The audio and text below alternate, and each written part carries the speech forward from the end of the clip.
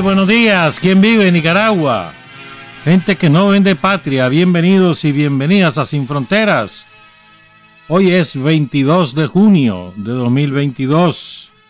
Con Luis Enrique Guerrero y con Carlos José Hurtado cuando son las 6 de la mañana con 29 minutos. Sin Fronteras, la revista con William Griggs Vivado. En la primerísima 91.7 y 105.3 FM.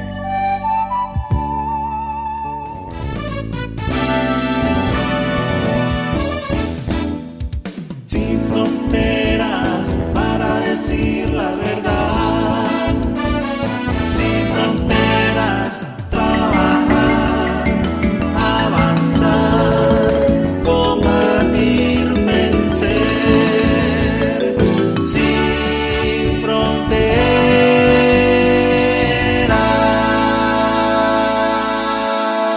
6 de la mañana con 35 minutos. Hoy hay caminata en Diriamba a la 1 de la tarde. A ver si le llegan a León, porque León estuvo muy buena.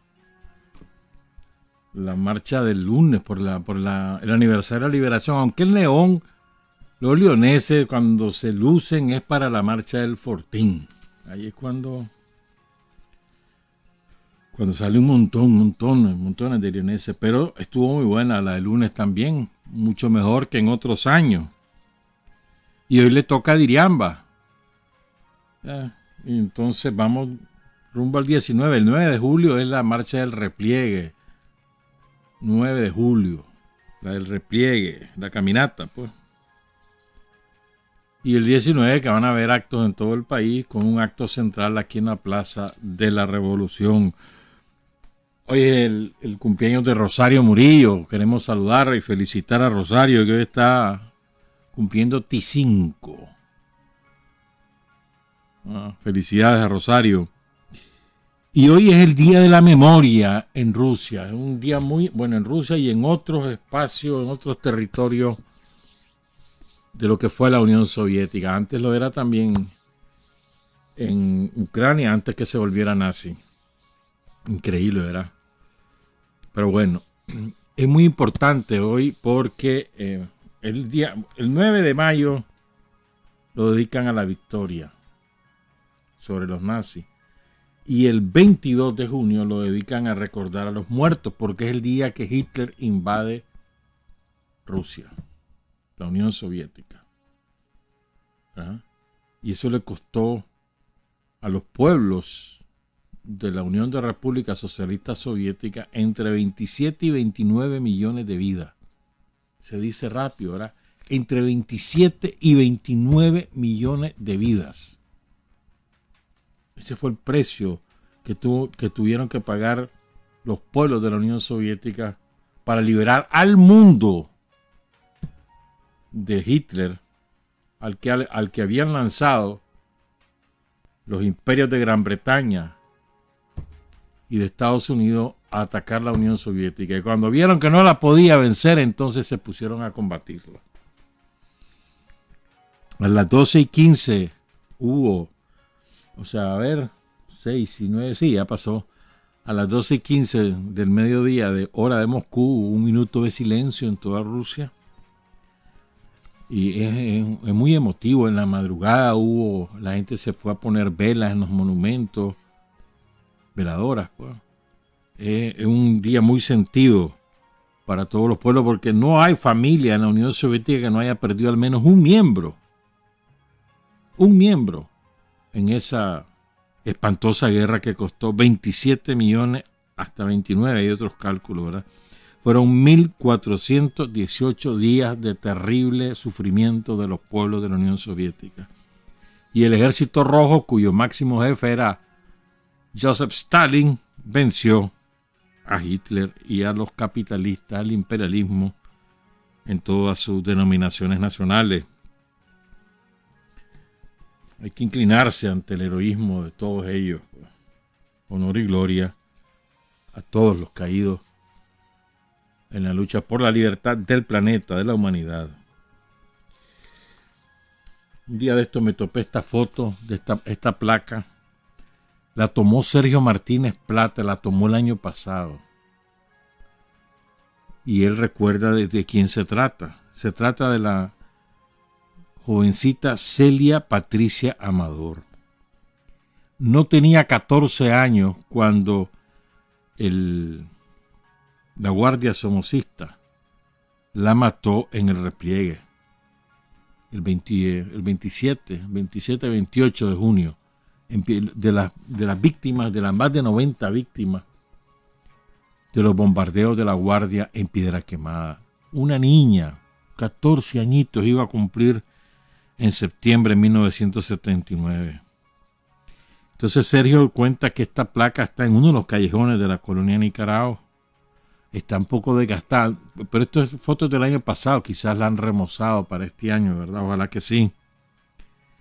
Y ahí también cae la mejor amiga de Celia Patricia Amador, cuyo nombre era Mary Aguilar, también asesinada por el ejército de Estados Unidos llamado Guardia Nacional, como dice Sergio. Y lo peor, pues, como menos de un año antes, en Jinotepe, el 18 de septiembre de 1978, el hermano de esta niña, de Celia Patricia, Jonathan Amador Cisneros, fue acorralado por tropas del ejército somocista en Jinotepe, en el barrio San Antonio, pero prefirió morir combatiendo a dejarse agarrar vivo. Y así agotó sus municiones y ahí lo mató la guardia en el barrio San Antonio de la ciudad de Jinotepe, el 18 de noviembre de 1978. 3 héroes, poco conocidos y no sé si recordados, al menos en su barrio. Celia Patricia Amador, Jonathan Amador Cisneros y Mary Aguilar. Honor y gloria a los 3 héroes. El 20, hoy es 22, entonces el lunes hubo un acto muy bonito en la Universidad de Panamá. Conocemos la Universidad de Panamá, estuvimos muchas veces ahí para actos de solidaridad y hubo un movimiento de solidaridad en Panamá sumamente importante antes del triunfo, encabezado por un gran escritor panameño llamado Rogelio Sinán. Hace muchos años murió. También estaba María Asterose, estaba Carlos Núñez, un periodista, estaba doña Gilma Noriega de jurado, Bertilda Noriega, Gloria Rosa, Rogelio Rosa, en fin, don Chencho, Crescencio Rosales, estuvo la María Isabel Aramburu. Montones, fue muy importante. Juan Jované, Pilar de Jované. Bueno, el caso es que en la Universidad de Panamá inauguraron una estatua a Sandino. Está salvaje la estatua, ¿para qué? Marvin Ortega se apunta una raya, porque mira qué bonito.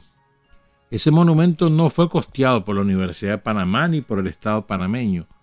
Los latinoamericanos residentes en Panamá hicieron una colecta durante varios meses, años, hasta que juntaron el dinero, dieron a hacer la estatua y ahí está. Y el rector se apunta a una enorme raya, así, valiente. El rector Eduardo Flores Castro, ¿verdad? Que habló un pequeño acto, pues si no, con una parte de los representantes de los latinoamericanos que ayudaron a financiar esto. Y ahí estaba el embajador Marvin Ortega en el acto, que también ofreció una entrevista a Bayamo, un diario digital. Saludamos a Marvin, felicidades por ese exitazo. Qué bonita, sí, la estatua. Y como me gusta que sea en Panamá, además, en la Universidad de Panamá, que tiene mucho prestigio. A propósito de eso, fíjate que me encontré, tenía años, pero muchos años, ya ni siquiera lo recordaba hasta que lo volví a leer, de una poetisa, este poema de la poetisa Carmen Sobalbarro. Te aseguro que no la has oído mentar. Carmen Sobalbarro, una muchacha, murió muy joven, nacida en Ocotal. Era la única poetisa que no era ni de Granada, ni de Managua, ni de León, que tenía, que había logrado ingresar al club elitista, aristócrata, en el que estaba Pablo Antonio Cuadra, José Coronel Urtecho, entre otros, pues. Y gracias a su calidad poética, y como era de Ocotal, ella estaba impregnada de Sandino. Y le mandaba cosas de Sandino y aquello con desprecio, ¿verdad? Pero su calidad poética se impuso. Y por eso es que no tuvieron más remedio que hacerla formar parte de ese movimiento que se llama el movimiento de vanguardia, ¿verdad? Y el propio Pablo Antonio Cuadra cuenta que de pronto apareció una muchacha de bellísimos ojos y aire campesino. Nos llevaba unos romances tan bellos y frescos como los ocotales del norte. Era Carmen Sobalbarro, la melancólica enamorada de César Augusto Sandino. Eso dice Pablo Antonio. Nació en 1908 y no se sabe cuándo murió. En 1940 y algo, pero no se sabe. Qué bueno sería que en la Segovia, en Nueva Segovia, se dedicaran a investigar sobre Carmen Sobalbarro y rescatar sus poemas. Entonces los quiero leer. Este poema es de...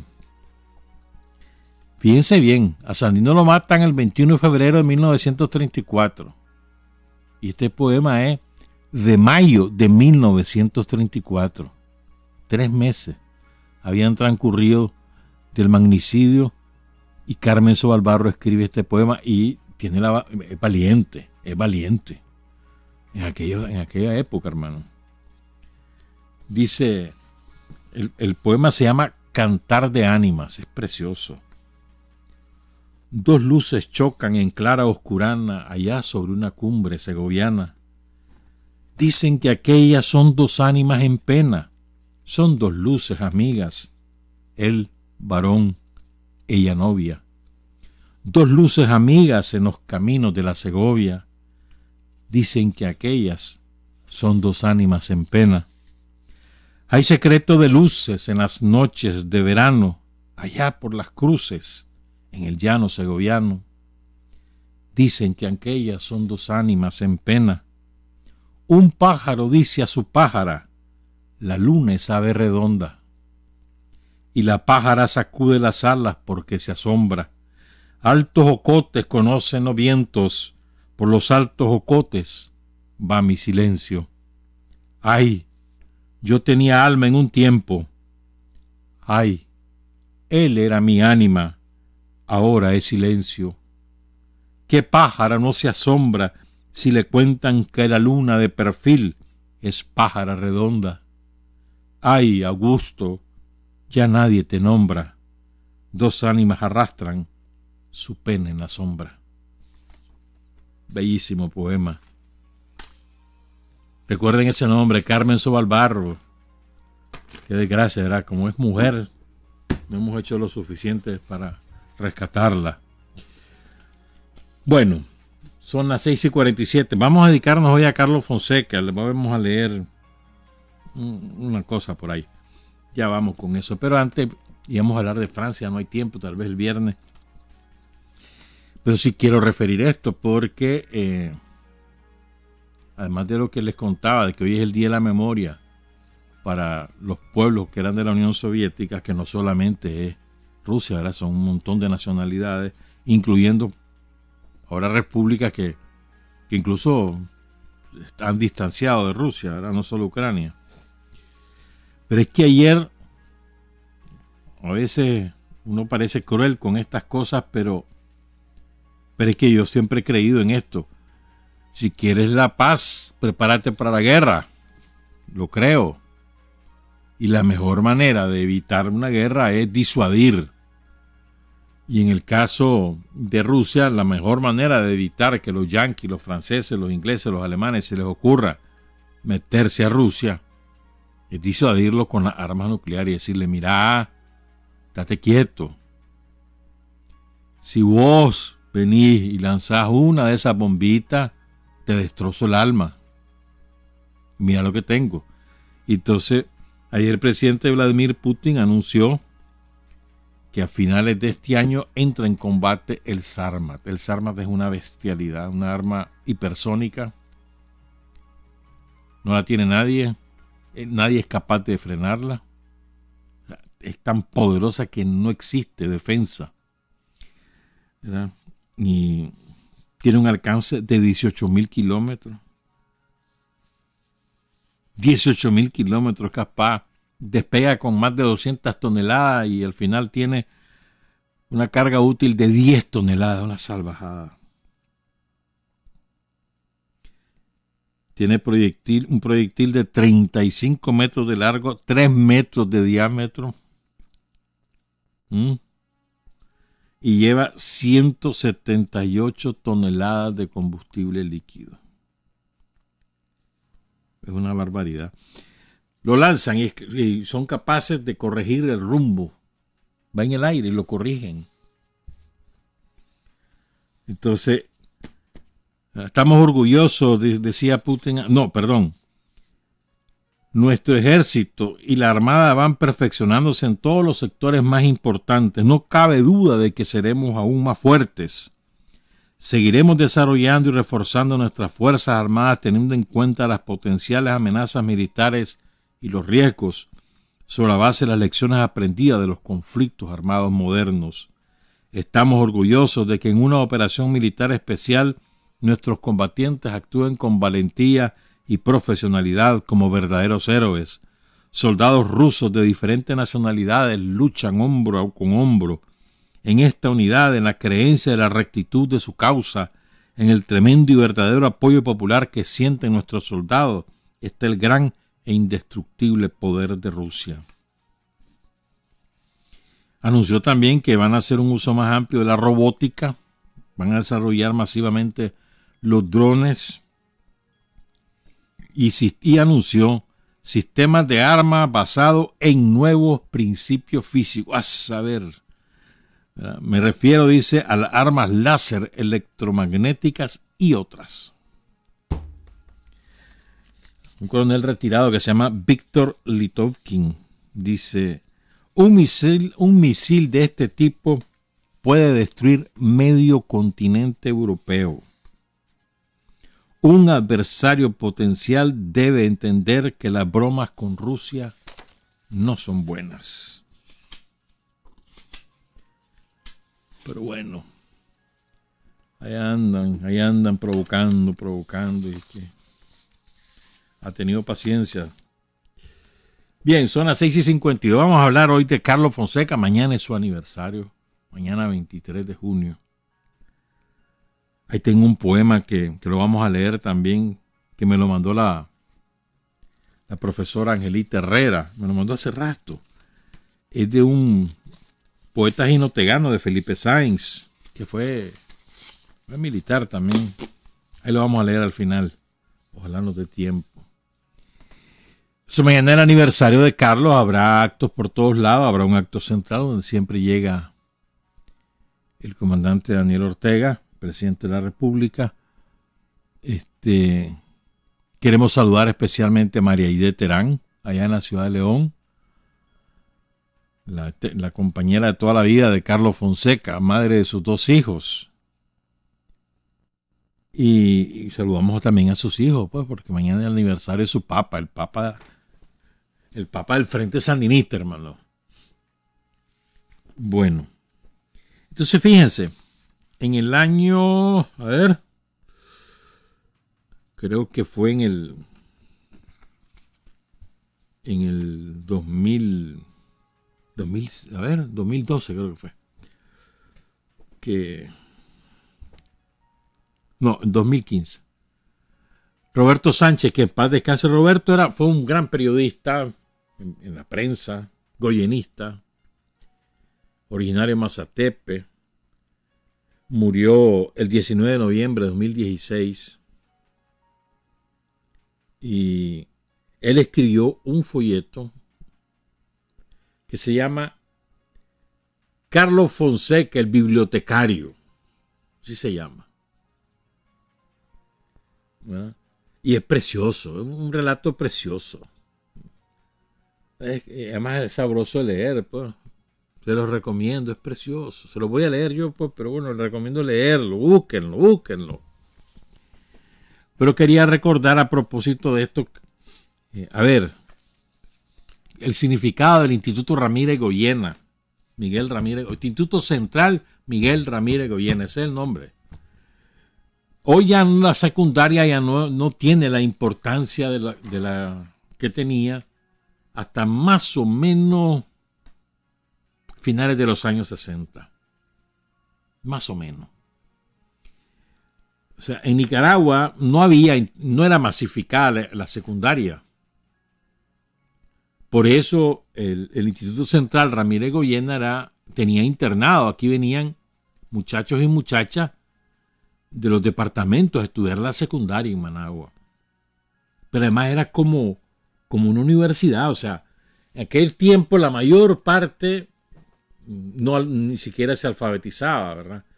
Los que lograban ingresar a una escuela generalmente terminaban primaria y ahí moría. Pasar a secundaria, sobre todo en algunas ciudades del interior del país y los pueblos, era un gran sacrificio porque implicaba trasladarse o ir a Matagalpa, o ir a León, o ir a Estelí, o venir a Managua, porque no había secundaria. Y entonces eso era un enorme sacrificio para la familia, para la muchacha, para el muchacho. Y además era un requisito indispensable si querían avanzar, terminar la secundaria. Hoy en día todo el mundo pelea por sus máster, por su doctorado, no sé cuánto, no sé qué. Bueno, en aquella época, por ejemplo, mi mamá solo terminó primaria, pero mi mamá era más culta que un montón de gente de hoy de secundaria. Porque había un enorme rigor en la educación primaria y en la educación secundaria, porque incluso era selectiva, pues, porque no todo el mundo podía estudiar primaria, no todo el mundo podía estudiar secundaria. Era la minoría terminaba la primaria y la ínfima minoría la secundaria, y la ínfima minoría entraba a la universidad. Y eran 200 y pico de estudiantes los que habían en los años 20 en la Universidad de León, la única que había. Entonces esto es muy importante, por eso es tan importante la formación de Carlos Fonseca en el Instituto del Liceo, no, en el hoy Instituto del Liceo Picado, y luego de su ingreso al Ramírez Goyena, que no es como estudiante. Y le explico esto porque además en el Ramírez Goyena se concentraba gran parte de los mejores maestros del país. Estaban en el Ramírez Goyena, además tenía unas instalaciones fabuloso, tenía una manzana, era una manzana, en lo que fue la Plaza del Caimito. Ahí era un predio vacío, entonces ahí ponían los chinamos y las barreras y para Santo Domingo, para eso se ocupaba, nada más, como quedaba cerca de la iglesia, pero no tanto como para que los borrachos llegaran a fregar a la iglesia. Entonces en la Plaza del Caimito, ahí está, ahí ese predio se ocupó para edificar el Instituto Ramírez Goyena. Te digo, una manzana. Tenía piscina, tenía gimnasio, tenía laboratorio. Había sido construido en forma de C, de manera que en la parte final no había edificio, en la parte norte, ahí lo que había era la piscina y el gimnasio. Pero otro eran los pabellones, pues de 3 plantas, y había un sótano. Cuento todo esto porque para que tengan una idea de lo que significaba para el chavalero de la época, puchica, llegar al Goyena. Era el mejor del país, el Goyena, colegio público. Y la época del profesor Guillermo Rochuta hablaba de la época de esplendor del Goyena. Fueron 5 años lo que estuvo director, pero fue un parteagua. Un parteagua, ya les voy a contar por qué, ahora se lo vamos a contar. Pero es muy importante que nos ubiquemos, pues. Esto hace 60 años, más de 60 años, imagínate. Pero en la época el Ramírez Goyena tenía la mejor banda de guerra, los desfiles del Goyena eran para las fiestas patrias, todo el mundo esperaba al Goyena. Después venían los otros, que el maestro Gabriel, y los privados, el pedagógico. No, eso eran el Goyena. Todo el mundo esperaba al Goyena. Y te lo digo yo que me tocó vivir esa parte todavía. Entonces el terremoto lo destrozó. El terremoto dejó en escombro el Goyena. Aunque decía un arquitecto, estaba leyendo que hubiese sido posible recuperar una parte, pero la mayor parte del Goyena lo destrozó. La piscina quedó abandonada. Como vinieron los mexicanos y dijeron que ya no se podía construir, ¿te acordás? Inventaron eso los mexicanos de la época. Entonces lo demolieron todo. Cerca quedaba la iglesia Perpetuo del Socorro. ¿No? Entonces, les recuerdo todo esto, pues. O les explico todo esto para que nos ubiquemos en lo que vamos a leer ahora de Carlos Fonseca. Estaba leyendo aquí, dice: detrás del gimnasio estaba el parqueo de las bicicletas. En la esquina había un portón donde entraba la gente en las noches a la clase. Porque el Goyena en la noche se ocupaba como la normal, como la escuela normal para formar maestros. Y los fines de semana era otro instituto que trabajaba para educación de adultos. Eran 3 institutos en un solo edificio. ¿Ya? Y estaba el internado, pues, que ya les contaba. Entonces, en la parte norte, el gimnasio y la piscina. En la parte este y en la parte oeste, arriba y abajo, eran 3 plantas. Y el sótano. Y además tenían una terraza. Todas las personas mayores que estudiaron en el Goyena, que están y pudieron escuchar esto que estoy contando, te aseguro que ahorita se les revivió la memoria. Y estoy seguro que se deben estar acordando de más cosas todavía. Bueno, estamos claros, pues. ¿Por qué se llama Ramírez Goyena? Hombre, porque Miguel Ramírez Goyena fue un sabio. Fue un sabio. No está claro si nació en San Caralampio, en Nandaime, o si nació en la ciudad de León. Están las dos versiones. Pero sí se sabe que nació el 5 de diciembre de 1857, es decir, un año después del fin de la guerra contra Walker, de la guerra nacional, y poco, como 6 meses después de aquel famoso terremoto que desvió el estero del río San Juan y se lo pasó a Costa Rica, la desembocadura. Pero bueno, 1857, entonces a los 2 años se muere su mamá, a los 5 años se muere su papá, entonces lo terminan criando un matrimonio Celaya de Granada y le dan de la mejor educación. Era un sabio el hombre este. Sabía hablar francés, alemán, inglés y español. Este hombre se fue de Nicaragua una vez que el presidente Sacasa, uno de los conservadores, mandó a porrear a un montón de manifestantes que protestaban, comerciantes y estudiantes ahí en Granada. Él lo mandó a porrear, entonces en protesta renunció y se fue a Costa Rica. En Costa Rica ya tenía prestigio este hombre. De ahí se fue a Honduras, ahí se casó con una hondureña. Tuvo como 5 hijos en su primer matrimonio y no sé cuántos en el segundo. Pero miren cómo era de sabio este hombre, mira, pongan cuidado. Se fue a vivir a León. Entonces había una casa quemada, ahí había que estaba abandonada, solo estaban las paredes. Y ahí crecía la vegetación silvestre. Entonces ahí fue cuando él comenzó a hacer el primer estudio de botánica de Nicaragua. Miguel Ramírez Goyena. Cerallista, por supuesto, porque sus padres eran, creo que primo hermanos del general Zelaya. Regresó a Nicaragua precisamente cuando estaba Zelaya en el poder. Murió el 23, hay 2 fechas aquí también. Hay unos que dicen que murió el 23 de junio, o sea, mañana, y otros que dicen el 23 de julio. Bueno, pero murió en 1927. Tenía 69 años. Importante. Por eso se llama Miguel Ramírez Goyena. Un sabio, como maestro Gabriel, como doña Josefa Torre de Guerra y como la profesora Elena Arellano. Ahí tenés 4 maestros que fueron sabios. Entonces, a ese instituto llega Carlos Fonseca. Y ahora vamos a contar eso. Y lo cuenta un goyenista, Roberto Sánchez. Sí, empiezo entonces a leerle y después hacemos la pausa.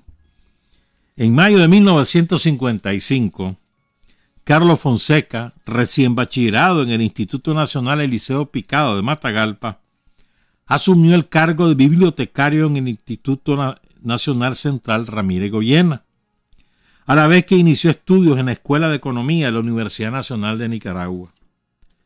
Era director del Instituto Goyena el profesor Guillermo Rochus Tablada, en cuyo quinquenio entre 1953 y 1958 se desarrolló una de las más importantes experiencias de la historia educativa de Nicaragua. Varios de aquellos jóvenes estudiantes se integraron a la lucha por la liberación de Nicaragua. Algunos ofrendaron su vida. La Asamblea Nacional publicó en noviembre de 1915 este breve relato, ¿verdad?, que lo reedita la Alcaldía de Managua para en ocasión del 2017, el 8 de noviembre de 2017. Recuerden además que el 8 de noviembre es el Día Nacional del Bibliotecario, en honor a Carlos Fonseca. Ese es un decreto de Daniel de 2009, para el 8 de noviembre de 2009. O sea, el 8 de noviembre recordamos el heroísmo de Carlos y además es el Día del Bibliotecario Nacional. Entonces empiezo con el relato de Roberto Sánchez. No, vamos a hacer la pausa y después comienzo con ese relato, una maravilla. Son las 7:05. Hay hombres que luchan un día y son buenos. Hay hombres que luchan un año y son mejores. Pero hay hombres que luchan toda la vida. Esos son los imprescindibles. 7 de la mañana con 9 minutos. Voy pues con el relato. Póngale mente, tiene una cosa salvaje, hermano. Es una maravilla, Carlos Fonseca Bravo. Una maravilla. Cuando entró al corredor del segundo piso, estábamos haciendo un gran desorden por el cumpleaños de un compañero. Nos tirábamos bananos y naranjas podridas, algo frecuente entre los internados. Pensamos que era un nuevo inspector. Cesó el griterío y todos salimos corriendo hacia los cuartos que quedaban a ambos lados, paralelos al corredor, simulando que arreglábamos los armarios metálicos. Él nos quedó viendo fijamente, a través del grueso vidrio de sus anteojos. Tomó la valija de madera que había soltado momentáneamente al encontrarse con el alboroto y penetró a uno de los cuartos. Lo miramos con curiosidad. No era costumbre que los inspectores durmieran en los mismos cuartos que nosotros.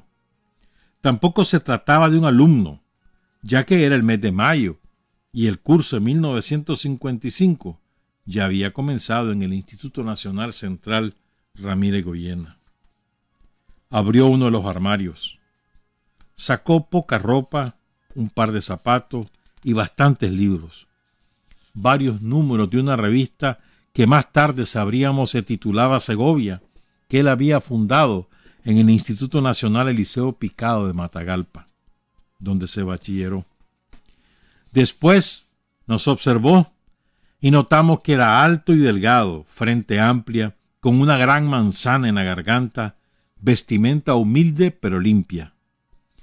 Se sentó un momento en el catre, sonrió, dejando ver una serie de calzaduras en la dentadura. Dijo llamarse Carlos y que venía a trabajar como bibliotecario. Fue la primera vez que lo vi. Después compartiríamos en diferentes actividades. Cuando finalizó el curso de 1956, se marchó a estudiar Derecho a León. Lo vería luego esporádicamente cuando llegaba de noche al Goyena. La última vez que lo vi fue en noviembre de 1967, cuando la vivienda que alquilaba en el barrio Santa Rosa de Managua se convirtió en su casa de seguridad. Yo ya ejercía el periodismo cuando ocurrió su muerte el 8 de noviembre de 1976. En agosto de 1978 viajé clandestino a La Habana, Cuba. Revivimos su recuerdo en compañía de su esposa María Aide, sus hijos Carlitos y Tania. En noviembre de 1979, por disposición de la Dirección Nacional del FSLN, acompañé al comandante guerrillero David Blanco en la misión de traer los restos de Carlos. Llevado a Tedipina, donde estaba sepultado, al campamento de Guaslala, tuve sus restos en mis manos, envueltos en un plástico negro. Lo trasladamos a Matagalpa y luego a Managua, donde el pueblo le tributó su homenaje. Carlos fue declarado héroe nacional conforme al decreto número 560, publicado en la Gaceta Diario Oficial número 256, el 6 de noviembre de 1980. Ese relato, estoy leyendo el relato de Roberto Sánchez Ramírez, que en paz descanse, el Goyena. Mediante decreto legislativo del 23 de mayo de 1891, oigan esto, se creó el Instituto Central de Managua, ratificado por el Ejecutivo el 27 del mismo mes. Uno de sus mejores profesores fue Miguel Ramírez Goyena. Entre las obras que escribió está La Flora Nicaragüense. Fue director del Ramírez Goyena del Centro de Estudios y el 23 de julio de 1927 pasó a llamarse Instituto Nacional Central Ramírez Goyena. O sea, más creo que fue el 23 de julio y no de junio que murió. El Goyena, como más se le conocía, tuvo eminentes profesores. En Mazatepe se comentaba, Roberto es nativo de Mazatepe, se comentaba con mucho orgullo que uno de sus directores había sido don Alejandro Sánchez Rayo. Años después, dos nietos de un hermano de don Alejandro, Carlos, los hermanos César y Reinaldo Núñez Sánchez, también serían directores de Ramírez Goyena. En 1955 el Goyena ocupaba un imponente edificio donde antes fuera la Plaza del Caimito. Para los que veníamos de los pueblos, era algo deslumbrante, con sus 3 pisos y azoteas rematadas por ondulados, la piscina, el gimnasio, etc. Desde el año 1953 había sido nombrado el profesor Guillermo Rochú Tablada, nacido en Huigalpa el 27 de mayo de 1926. Entre 1942 y 1946 el profesor Rochú estudió en la Escuela Normal de Varones en Managua, bajo la influencia de profesores españoles de los llamados republicanos, exiliados por el régimen franquista. Al graduarse, fue profesor de primaria y secundaria en Huigalpa, director del Instituto Nacional Josefa Toledo de Aguerri de 1949 a 1953 y de ahí pasa al Goyena. El Goyena tenía una rara mezcla, tanto entre su alumnado como en el profesorado e inspectores. Aquí me voy a detener. Están oyendo varias veces la palabra inspectores, pero es que en los institutos de la época el inspector era el de la disciplina, ¿me entendés? Era el terror de los alumnos. Andaba caminando por los pasillos, si estaba sucio, si estaba limpio, viendo si alguien se había salido de clase, los baños, en los recreos era el que te vigilaba. Después en las noches los que están en el internado, se encargaba de la disciplina en los internados. Era el terror, el inspector era el terror de los estudiantes. Aunque ahora me lo pongan de otra manera, pero era así. Entonces, continúo con el relato de Roberto Sánchez. El Goyena tenía una rara mezcla, tanto entre su alumnado como en el profesorado e inspectores, habiendo una relación muy estrecha por razón de tener un gran número de internos provenientes de todo el país, la mayoría de los cuales éramos becados. Había de todo. Hijos de políticos somocistas, de militares somocistas, con influencia en sus respectivos departamentos y que a la vez hacían gestiones para conseguirle becas a muchachos de menos recursos económicos, cuyos padres ocupaban modestos puestos públicos o les ayudaban en las campañas presidenciales del político de turno. Había algo común que nos unía, y era la añoranza del pueblo natal. En aquellos tiempos venir a Managua resultaba difícil por la falta de carretera y pocos medios de transporte, lo que hacía un acontecimiento el viaje a Managua, por lo que a uno lo aliñaban con frutas, pinolillos, tamales, pique, quesillo, queso, todo. Además de una cantidad de consejos que daban desde la abuelita hasta los que tenían experiencia en visitas a Managua. El encuentro con la ciudad nos llenaba de temores, especialmente en el campo político. Se nos advertía sobre las huelgas, los libros y las ideas raras. Se recordaba con frecuencia la posición política que el padre iba escalando y cómo la familia tenía una tradición liberal somocista. Difícil de entender aquello para un joven de 14 años que aceptaba con bastante docilidad los consejos recibidos. Se refiere a él mismo, a Roberto. Rochoux fue más que un director para nosotros. En poco tiempo hubo una gran confianza y participación nuestra en las actividades del Goyena. Con la llegada de Carlos como bibliotecario, eso aumentó. Al día siguiente, que nos había sorprendido haciendo relajo en el dormitorio, Guillermo Rochoux nos los presentó. Con su acostumbrada camisa blanca manga larga, Carlos se unió a las pláticas que casi a diario se tenían al atardecer en el patio. Al comienzo, Carlos participaba haciendo observaciones. Luego llegó a ser un líder entre el numeroso grupo que no se limitaba a los del Goyena, pues con frecuencia llegaban pintores y poetas, entre ellos Emilio Quintana, Nemesio Porras Mendieta, que ya murió, el papa de Nemesio Porras, el pelotero, un economista, fue socialista, muy importante, dirigente del Partido Socialista, después pasó al frente y estaba trabajando en el Banco Central. Y Manuel Díaz Isoter, el periodista que encabezó una guerrilla y que cayó en 1959 en el departamento de Madrid. Hay una foto que sale en este libro que estamos presentando, donde está el profesor Guillermo Rochoux, está Carlos al fondo, de saco, y en medio está un muchacho que se llama Felipe Río Gamero. ¿Quién sabe qué se hizo? Que aparentemente era un estudiante destacado de Ramírez Goyena en ese momento. Sigo pues. A partir de 1955, es que los voy a sorprender, los que no han leído esto se van a sorprender. A partir de 1955, el Goyena fue tomando características muy propias en las que Carlos fue determinante.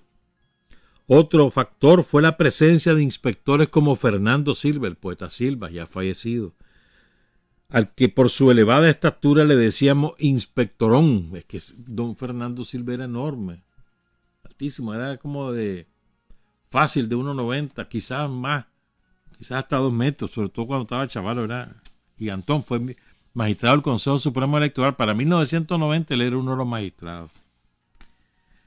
Bueno, sigo. Entonces le decían el inspectorón por su tamaño. Inicialmente a Fernando Silva le daba risa el apodo, pero después se ponía bravo y nos ponía en calzoncillo durante la noche en el corredor que daba al patio. Te fijas que los inspectores eran... El poeta Silva fue uno de los primeros en conocer los poemas que comenzábamos a escribir. A veces el estudio se convertía en lectura de poemas, o cuando estábamos muy aburridos el poeta contaba chile. Eso es verdad, man. Poeta Silva solo contándote chistes vivía, que nos quitaban el sueño y permitían luego seguir estudiando. Carlos estaba metido en todo. En corto tiempo se le llegó a tener un gran respeto. De poco hablar, con su conducta disciplinada y distinta a la de nosotros, nos decía mucho. Los estudiantes de mayor edad y hasta los inspectores que estaban libres acostumbraban picarse los sábados en la noche. A Carlos solamente una vez lo vimos con sus tragos. Eso nos impresionaba bastante a los más jóvenes, su abstinencia y alta moral. Sin descuidar sus labores de bibliotecario y sus estudios en la Escuela de Economía, hacía un trabajo de permanente relación con los alumnos. El día que se inauguró la biblioteca, dio un discurso distinto, comentamos entre nosotros. Habló algo relacionado con los libros y los movimientos libertarios. Agitaba los brazos y el rostro se le iluminaba. Estuvo tremendo el flaco, se decía después en el dormitorio. Carlos mantenía bien ordenados los libros. Su entrega y disciplina le hizo pronto aprender a ser bibliotecario, es decir, a manejar las fichas. Sin elevar la voz, pero con energía, nos llamaba la atención cuando dañábamos un libro. Personalmente limpiaba los libreros y no permitía que el local estuviera sucio. le gustaba el orden y la limpieza. Nos explicó que llevaba un control de quiénes leían más y qué libros, igual que de sus actividades y el nivel de estudios. Luego comenzaba a buscar mayor amistad con los que había seleccionado. De los primeros con quien lo vimos fue con Jorge Navarrito, un interno que casi nunca salía, vivía palmado, pasaba leyendo en la piscina, jugando basquetbol o cantando ranchera. Carlos nos prestaba sus libros, comprados a costa de grandes sacrificios, y que guardaba celosamente en su armario. Nosotros no entendíamos esa situación, pues se decía que su papá, de nombre Fausto Amador, trabajaba con los Somoza y tenía bastante plata. A medida que tomamos confianza con Carlos, nos explicaba pasajes de su vida, sin caer en el personalismo. Sus propias vivencias y experiencias las proyectaba hacia una sociedad que por injusta y explotadora, decía, había que cambiar. A veces quedábamos enredados. Entonces él cambiaba la forma de decir las cosas con una enorme capacidad didáctica. No tenía prejuicios hacia los que estábamos bajo influencia familiar reaccionaria relacionada con el régimen somocista. Con paciencia pedagógica nos daba explicaciones sobre aspectos que jamás habíamos escuchado, y si lo conocíamos, no lo entendíamos. En aquel conflicto que provocaba la sumisión al sistema somocista, que nos incluía desde niños a la sombra de retratos de los distintos Somoza. Un día me prestó un libro con una portada diferente al contenido. Hasta ese detalle fue para mí algo misterioso que me llenó de preocupación. «Léelo», me dijo, «y después hablamos». Se trataba de un obrero argentino que en la lucha por reivindicar a su clase, los patrones lo metieron en un frigorífico y lo colgaron de un garfio donde ensartaban a las ovejas, ya sin piel y sin víscera, muriendo congelado el pobre obrero. Por la noche veía el cuerpo del obrero congelado, recordaba los consejos familiares y miraba el rostro del viejo Somoza, sonriendo.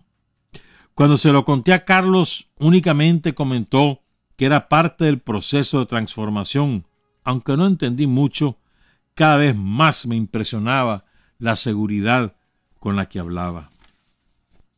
A veces, Carlos lamentaba la pérdida de algunos de sus libros.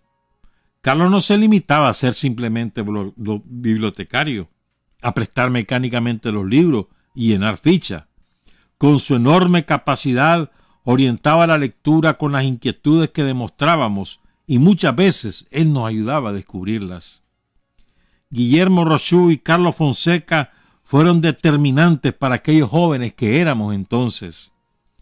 Guillermo nos recomendaba qué leer y promovió en nosotros una verdadera vocación por la lectura para toda la vida. Carlos Fonseca nos enseñó cómo leer. Carlos nos decía que un libro hay que leerlo 3 veces. Una vez de corrido. La segunda vez marcando lo que se consideraba más importante, para lo cual usábamos lápices de grafito y su respectivo tarjador. La tercera lectura era sobre lo que habíamos marcado. Todavía, dice Roberto Sánchez, yo uso el mismo método 60 años después, con la ventaja que ahora hay marcadores o resaltadores. Carlos Fonseca cerraba la biblioteca del Goyena para abrir la que tenía en su armario, menor en libros, pero de mayor calidad, de gran valor por los gustos que dejaba de darse para poderlos comprar, lo que nosotros, más pudientes que él, no hacíamos. Era un armario con poca ropa y sin nada de comer, pero lleno de libros, revistas y folletos. Siempre andaba con un libro bajo el brazo. Las inquietudes iban en aumento. Carlos Fonseca no perdió su relación con el Instituto de Matagalpa. Viajaba para mantener la publicación de Segovia, a cargo entonces de Marcos Altamirano, Marquitos. Bastantes compañeros escribíamos poemas y ensayos. Algunos los publicaron en la revista. Luego decidimos publicar un periódico. Contábamos con el apoyo del profesor Ramón Shaw Díaz, maestro de castellano, quien compartía nuestras inquietudes. Alguien se acordó que en un cuarto había un viejo mimeógrafo manual abandonado, el que limpiamos y reparamos. Comenzamos a publicar el periodiquito al que pusimos Diriangén, para expresar la combatividad que le queríamos dar. Con la influencia de Guillermo Rochú y Carlos Fonseca, más el apoyo del profesor Ramón Shaw Díaz, en el Goyena se desarrollaron los periódicos murales, la mayoría hechos a mano. Aprendimos a escribir con buena letra de molde. Tal era el nivel de motivación que teníamos. Se expresaba el sentir de los estudiantes, las opiniones y hasta reclamos. Había uno de los murales, que con mucho sentido del humor se llamaba el NHCT. No hay cochón torcido. Recibíamos clases toda la mañana. La jornada educativa iniciaba y terminaba con el himno nacional. Cuando había un buen sistema de amplificación de sonido, se escuchaba alrededor y los transeúntes se detenían con respeto. Hasta los conductores de vehículos se estacionaban y se bajaban para escuchar el himno nacional. Durante el almuerzo y a determinadas horas escuchábamos música clásica. Se nos explicaba sobre los compositores. Las tardes se empleaban en diferentes actividades: lectura en la biblioteca, deportes, pues teníamos un gimnasio bajo techo con tabloncillo y una piscina semiolímpica, prácticas de canto, teatro, declamación, hasta llegamos a tener un pequeño conjunto musical. Contribuyó a nuestra formación los extraordinarios murales que se pintaron en el edificio, uno de ellos el mural de la raza, obra del pintor Francisco Pérez Carrillo, que provocó una gran polémica con los sectores reaccionarios prohispanistas al estilo franquista.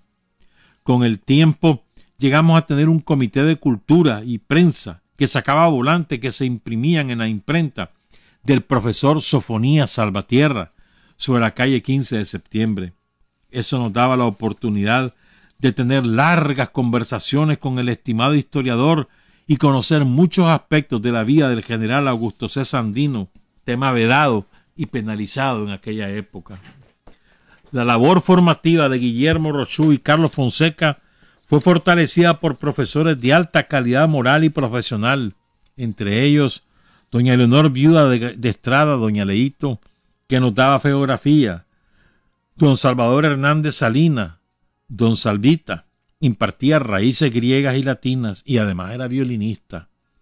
El agrónomo Miguel Ángel Pérez, agricultura y zootecnia, le decíamos Chibolita, por ser calvo y gordito. El profesor Genaro Octavio Sánchez Ponce, que era el subdirector del instituto. El Goyena comenzaba a hacerse sentir en todo el país, destacándose tanto en las letras como en el arte y el deporte. Estábamos listos para abrir brechas en el campo cívico que el somocismo había llevado a los más bajos niveles. Fue así que comenzó la campaña que conduciría a San Jacinto, al Mesón de Riva, a Ciudad Darío, a Celedón y, sin que fuera muy evidente, dada la circunstancia, hasta Sandino. El quinquenio del Goyena, bajo la dirección de Rochú Tablada, marcó un episodio histórico en la educación nacional. Contó con Carlos Fonseca, que hacía trascender su misión de bibliotecario más allá del espacio físico de la biblioteca. Se trataba de llevar a la acción lo que había logrado en la lectura, darle en la práctica realidad a las palabras que pronunciara al inaugurarse la biblioteca. Se hacía sentir la presencia de Carlos Fonseca, influyendo desde entonces en muchos jóvenes, cuando al amanecer ni siquiera era una tentación. Y ahora escuchen este relato, esta parte del relato que es la que más me gusta, y solo me lo imagino cómo ocurrió, solo imagino. La batalla de San Jacinto en 1956. Pongan cuidado. No pasaba de ser una fecha meramente conmemorativa. Se nos llevaba a la explanada de Tizcapa, donde hoy es Metrocentro, y ahí está al lado la tribuna de la explanada. Nada más que eso era un gran predio y allí eran los desfiles. Se nos llevaba a la explanada de Tizcapa a escuchar al dictador en sus falsas arengas patrióticas. Después, las vacaciones de 15 días. Nada más. San Jacinto no tenía ningún contenido, ni sentido que orientara hacia el nacionalismo que nos inculcara el deseo de ser libres y soberanos antiimperialistas. No sabíamos ni siquiera dónde quedaba la hacienda. Fuimos también los pioneros. Se propuso que hiciéramos una visita y que interpretáramos la batalla de San Jacinto. Varios días en los patios del Goyena fuimos descubriendo la historia. Guillermo Rochú, Carlos Fonseca, el profesor Chou Díaz orientaban en el terreno, a veces propio de muchachos. Aprovechábamos el combate para chuparnos las cañas piñas que doña Emelina, la ecónoma del Goyena, había mandado a sembrar junto a la piscina, armando un griterío en el que se filtraban los apodos de los profesores e inspectores. Carlos se ponía serio, revisaba unos apuntes y daba indicaciones como si se tratara de una verdadera batalla de la que él era el comandante. A los pocos días se nos había infundido el verdadero sentido de la batalla de San Jacinto, y el ánimo que imperaba en la tropa llegó al extremo que pocos querían hacer el papel de yanquis invasores. En el encuentro no faltaban los que salían con sus buenos raspones y hasta con chichotes. Por los contactos que Rochú Tablada tenía en el Instituto de Chontales, del que había sido su director, y Carlos Fonseca con el de Matagalpa, donde fue el mejor bachiller de su promoción, se logró que en la marcha participaran los tres institutos, que se juntaron al amanecer del 14 de septiembre de 1955, cerca de San Benito, que ahora es un pueblo, mano, ahí en el empalme de San Benito, pues, pero recto te vas para Matagalpa, Jinotega, y la Segovia a la derecha te vas hasta Bluefield si querés. Lo que es verdad, antes eran simplemente un empalme, porque eran los caminos nada más, no eran carreteras, ¿verdad? Bueno, entonces ahí se juntan los chavalos de los tres institutos. Todos, en especial los más jóvenes, íbamos bien animados, con machetes y palos. El trayecto fue difícil. No había ni veredas. Se tuvo que buscar chanes, es decir, guías, para no perdernos. Pasamos unos llanos de sonsocuites, puro barro, sembrados de jicaritos y arbustos llenos de espinas. Carlos, que había sido nombrado coordinador de la marcha, gritaba frases y arengas, lo que ahora son consignas. Llevaba una pistolita y una brújula. Confiados en su carácter y en ambos objetos, nosotros lo seguíamos. Casi siempre los más jóvenes lo rodeábamos en las distintas actividades. Aunque él apenas nos llevaba 4 años, por su cuerpo estirado y el tono enérgico de la voz, nos daba seguridad. Decíamos nosotros, si nos sale un león, el flaco lo mata con la pistola. Y si nos perdemos, nos saca de ahí con la brújula. ¿Verdad? Lo que es los chavalos, ¿verdad? Pensando en un león. ¿Cómo sería no montar a Cales, oíste? Que pensaban en ese hipoterío que le iba a salir un león. Pero que como Carlos Fonseca llevaba la pistola, él los iba a salvar. Lo que es verdad. Dice, sigo. Alguien había dicho que en esos montes salían leones y para nosotros la pistolita que llevaba Carlos era una tremenda arma, igual que la brújula, la que él observaba seriamente para después dar la orden de avanzar. A veces armábamos relajo. Descubrimos un panal de avistas correvenado y las espantamos. Nos tirábamos una grande carcajada al ver las carreras de los que venían atrás. Carlos se puso serio y echó una arenga sobre el significado de la misión, el combate contra los filibusteros yanquis, y echó una, tocándose a veces la pistolita que llevaba en la cintura. Cuando llegamos a San Jacinto vimos el abandono en que se encontraba la casa y los corrales. Nada indicaba ahí que se hubiera realizado una histórica batalla. Recorrimos el sitio punto por punto. En uno de los cuartos encontramos una boa que matamos en medio de una gran bullaranga. comenzamos a organizar el campo de batalla. En poco tiempo se escucharon el estallido de las bombas de mecate que nos había dado el profesor Shaw Díaz. El combate se tornó tan en serio que Arturo Busch, un compañero de origen alemán, seleccionado para ser el yanqui que iba a ser ahorcado, por poco muere de verdad cuando lo subimos con fuerza y rapidez hasta una rama de chilamate. Casi lo ahorcan al pobre chaval. A medida que les íbamos ganando a los yanquis, Carlos nos arengaba. Para colmo, algunos yanquis cayeron muertos sobre hormigueros y revivieron en una sola carrera. Se suponía que caían muertos, ¿verdad? Y caían sobre un hormiguero, y cuando sentían la hormiga se levantaban y salían a toda madre. A otro, dice, le cayó una bomba junto al zapato y la explosión le destapó el zapato. Hubo luego discurso y subida al cerro que está al frente de la casa hacienda. En la tarde regresamos llenos de sonsocuite, espinados y cansados, pero satisfechos. La pistolita venía sin tiro, pues Carlos Fonseca, en la emoción del combate, disparó todos los proyectiles al aire. Importante en esta jornada es que profesores, inspectores y estudiantes llegamos a constituir una especie de gobierno para administrar el Goyena. Además de los ya citados, varios eran egresados del Goyena y se quedaron estudiando en Managua, recibiendo un modesto salario, se alojaban y comían en el instituto junto con los estudiantes internos.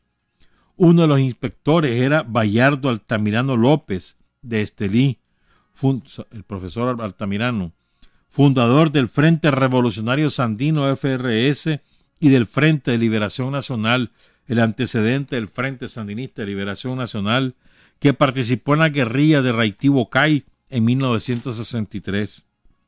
También estuvieron Jorge Navarro y Francisco Buitrago Castillo, ambos fundadores del FLN y del FSLN, que cayeron en Raití-Bocay. Eduardo Medina Borgen, del FRS, muerto en El Dorado. Luis Flores Vivas, participante en la fundación del Frente Unitario Nicaragüense, FUN, en Maracaibo, Venezuela, en febrero de 1960, junto con Carlos Fonseca y Silvio Mayorga Delgado. Un año después de la simulación de la batalla en San Jacinto, con motivo del centenario de la batalla de San Jacinto, a la entrada del camino de la Casa Hacienda, oigan esto, inauguramos la estatua de Andrés Castro mediante colecta popular. La obra es de la escultora Edith Gron. Somoza García solicitó estar en el acto, pero los estudiantes se lo negamos, causando la cólera del dictador. Faltaban 7 días para la acción de Rigoberto López Pérez. Me voy a detener aquí con Edith Gron. Esa es una maravilla de escultora. Y ahí están sus esculturas regadas por un montón de sitios. Y fíjate que hay obras de ella que se exhiben en Europa. Y aquí nosotros no la hemos sabido apreciar a Edith Gron. Por ejemplo, el busto de Rubén Darío, su obra más conocida, pero es hechura de ella. Hay una estatua, 2 estatuas creo, aquí frente al Palacio de Comunicaciones. La estatua de José Dolores Estrada, la de Diriangén. Hay un montón de Edith Gron dispersa. Una muchacha, de origen danesa, murió en 1990. Era de origen danesa, pero vino aquí a los 4 años. A los 15 años sufrió un accidente horrible. Bueno, pero esa es otra historia. Y entonces, los estudiantes del Goyena, por iniciativa del profesor Rochú, realizaron una colecta popular. Y una vez que tuvieron los reales, se lo entregaron a Edith Gron para que hiciera una estatua de Andrés Castro. Y Edith Gron tomó como su modelo a un novio que ella tenía, cuyo nombre era el Ronco Turcio, le decían, de Masaya. Ella estuvo con él 7 años, algo así. Pero Bill Turcio. Pero él era casado y tenía como 11 hijos tenía, ahí en Granada. Pero él se venía a Managua a veces a ver a la Edith. Entonces, pero ella tomó como modelo, pues, a a Vilturcio, y ahí sacó la estatua de Andrés Castro. ¿Quiénes la pagaron? Los estudiantes del Goyena y el pueblo de Managua, por iniciativa del profesor Rochú. Se inaugura en el centenario de la batalla de San Jacinto el 14 de septiembre de 1956. Sigo pues con el relato. Bueno, a ver, no, espérate, que aquí lo apunté. Otra estatua que hizo Edith Grón fue la de Emiliano Chamorro. Esa la destruyeron, el pueblo de Granada la destruyó en el 79. Pero también está los héroes de Manuel Mongalo con la antorcha encendida. Eso está en el viejo edificio Telcor. Está la de José Dolores Estrada, está en el paso a desnivel aquí de Tizcapa. Ahí está la estatua. Nadie le pone mente. Es una estatua de Edith Grón, una famosa, la más famosa escultora de Nicaragua, la mejor de la historia de Nicaragua. Edith Grón. ¿Y qué más? Eso te iba a contar. Bueno, sigo entonces con el relato. Son las 7:44. Ya pronto nos vamos a ir. Carlos I se salió de la biblioteca y llenó todo el Goyena. Luego salió del Goyena y llegó hasta San Jacinto. Pero su visión de dirigente fue más allá. En otros institutos no había el mismo desarrollo que había propiciado el profesor Rochú Tablada y los profesores progresistas en un quinquenio. Se reprimía a los estudiantes inquietos en otros institutos nacionales o privados. Carlos Fonseca planteó que se diera matrícula en el Goyena a esos compañeros, a los que se corría de otros institutos. Y así se hizo, y eso robusteció el movimiento estudiantil.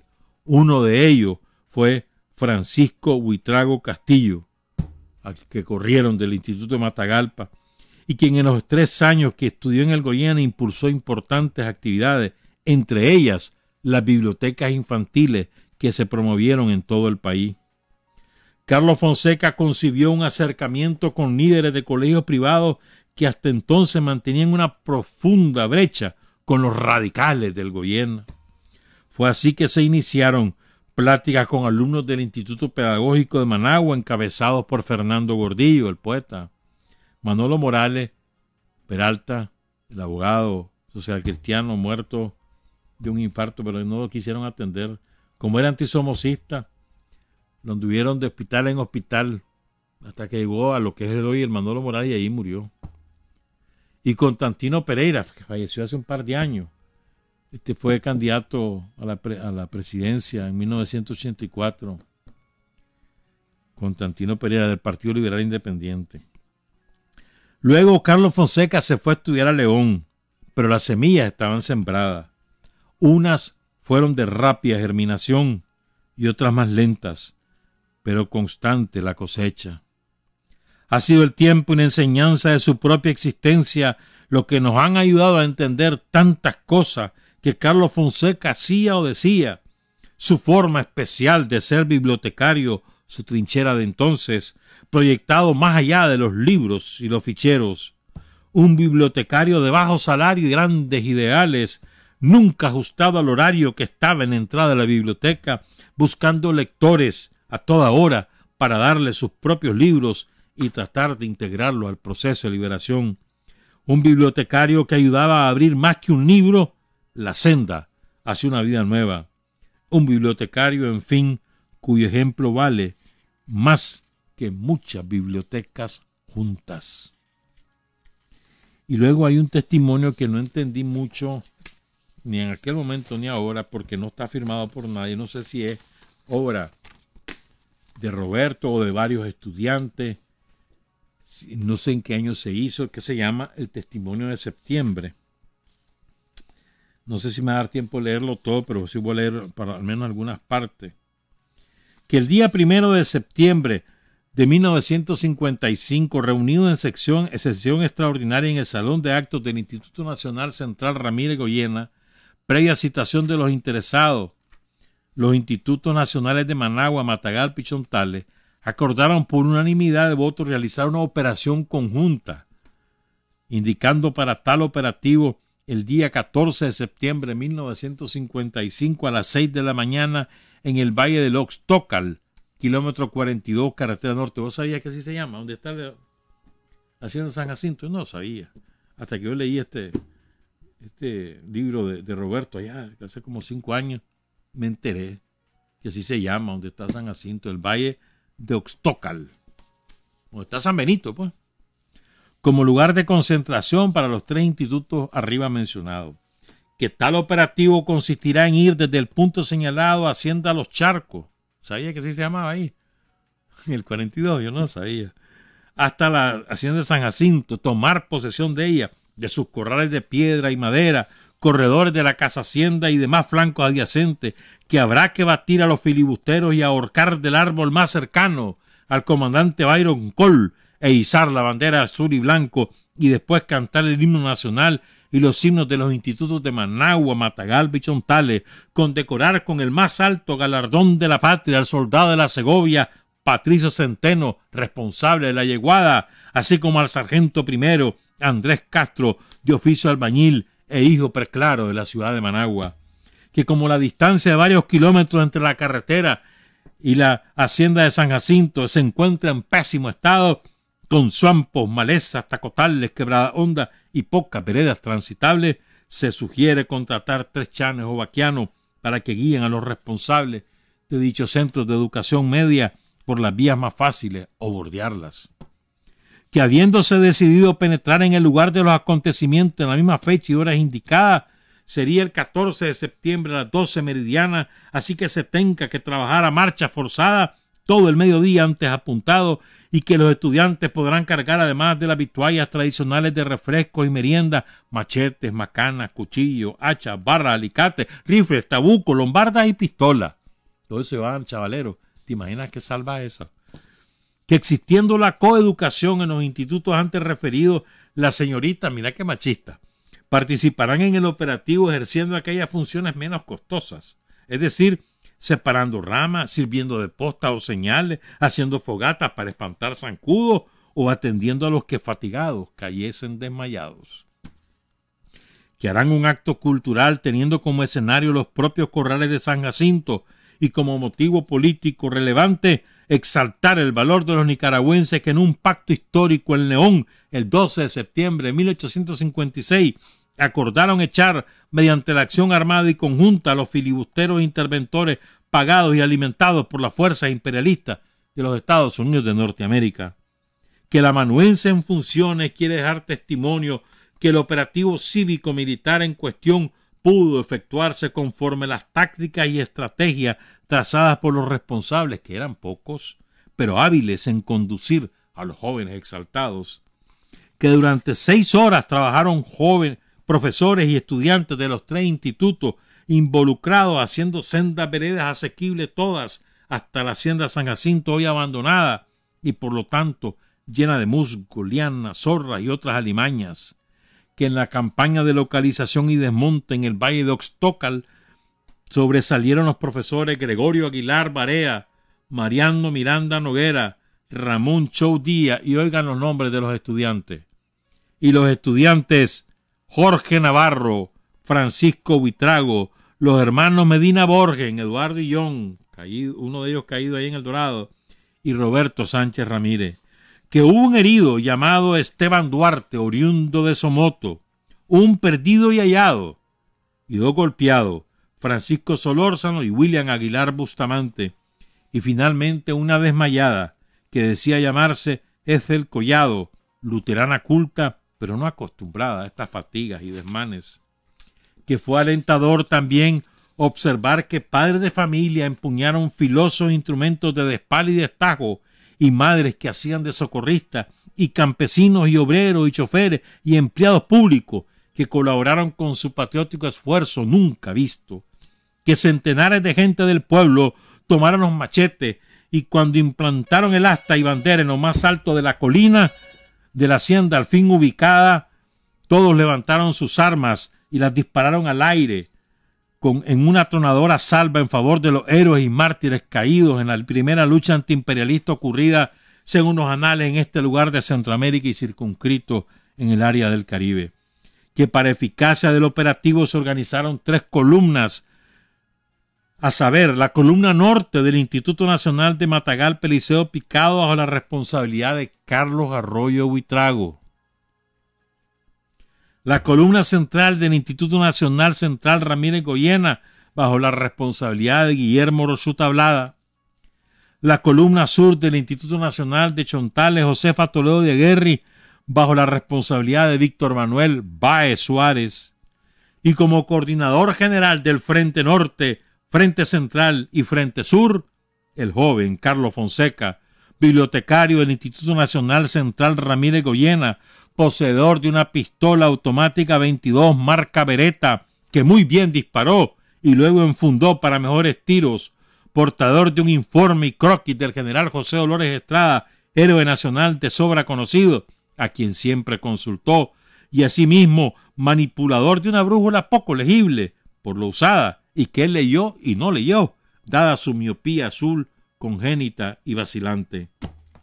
Que extiendo el presente testimonio a los 19 días del mes de julio de 1979, a petición de obreros, estudiantes, intelectuales y campesinos interesados en conocer las primeras actividades revolucionarias, nacionalistas y antiimperialistas del fundador del Frente Sandinista de Liberación Nacional, señor Carlos Fonseca, nacido y criado en el barrio Laborío de la ciudad de Matagalpa el 23 de junio de 1936, año bisiesto, y muerto en combate heroico en Sinica el 8 de noviembre de 1976, también año bisiesto. Carlos Fonseca nació en un año bisiesto y murió en un año bisiesto. En fin. Y ahora quiero cerrar el programa de hoy dedicado a Carlos Fonseca por su natalicio mañana con este poema de Felipe Sáenz, allá en Jinotega vive. Se llama, él publicó un libro en el 79 que se llama Tiempo Rezagado. Perdón, publicó un libro que se llama Tiempo Rezagado y el poema está escrito en el 79, se llama Carlos Despierta Sueño, y le agradezco a la profesora Ángela Herrera que de Estelí nos mandó este poema hace como 2 meses, algo así. Es bonito el poema. De esta caminata larga de años, de siglos, de milenios, de cuerpo alto y flaco, de gesto caprichoso y terco, de plaza Laborío, de Matagalpa, de montaña, de un color verde yonder y de un amarillo caterpillar, de sus subidas y bajadas, de un muchacho surcido, almidonado y serio, de cajetas de leche, de periódicos y gritos, de calzonchingo, de anteojo, de culo, de botella, de un pulmón, de un vivo muerto, de un muerto vivo, de carabina de noche lluviosa, de encabronada noche de Sinica, de un disparo que penetró el hambre, de un paso, de 2, de 3 pasos, de 1.000.000 de pasos, de que te caes y te levantas y pegas el vergazo, de esta caminata larga, bien larga, donde no hemos llegado todavía. Carlos, despierta sueños. Trabajar, avanzar, combatir, vencer. Patria y libertad. Revolución es sentido del momento histórico. Es cambiar todo lo que debe ser cambiado. Es igualdad y libertad plenas. Es ser tratado y tratar a los demás como seres humanos. Es emanciparnos por nosotros mismos y con nuestros propios esfuerzos. Es desafiar poderosas fuerzas dominantes dentro y fuera del ámbito social y nacional. Es defender valores en los que se cree al precio de cualquier sacrificio. Es modestia, desinterés, altruismo, solidaridad y heroísmo. Es no mentir jamás ni violar principios éticos. Es convicción profunda de que no existe fuerza en el mundo capaz de aplastar la fuerza de la verdad y las ideas. Revolución es unidad, es independencia, es luchar por nuestro sueño de justicia para Cuba y para el mundo, que es la base de nuestro patriotismo, nuestro socialismo y nuestro internacionalismo.